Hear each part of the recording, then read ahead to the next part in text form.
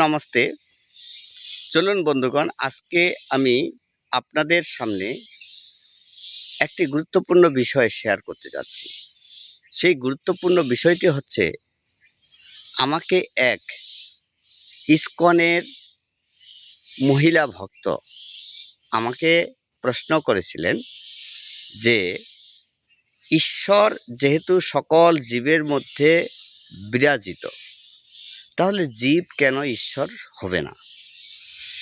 আমি উনার এই প্রশ্নের উত্তরে বলার চেষ্টা করেছিলাম যে, জীব এবং আত্মা ও প্রকৃতি সম্পর্কে, পরমাত্মা সম্পর্কে তিনি মনোযোগ সহকারে শুনেছেন এবং আমার কথাগুলো হৃদয়ে ধারণ করেছেন।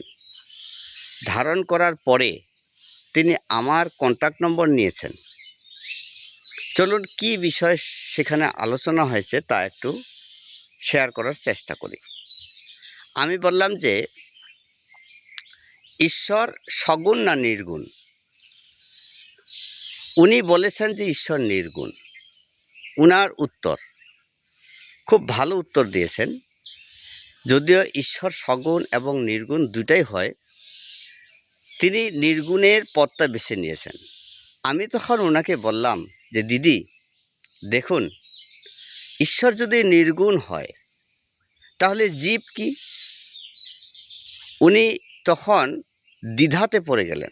তখন আমি বিষয়টা ক্লিয়ার করলাম যে, দিদি দেখুন, জীব সাধারণত ত্রিগুণাত্মক, অর্থাৎ সত্য, রজ, তম, এই তিনটি গুণ দ্বারা জীব আবদ্ধ। কিন্তু ঈশ্বর তো নির্গুণ। আপনারই উত্তর। তাহলে জীব কি নির্গুণ হতে পারে? উনি বলল যে না, জীব নির্গুণ হতে পারে না। তাহলে এই জীব কি করে ঈশ্বর হতে পারে?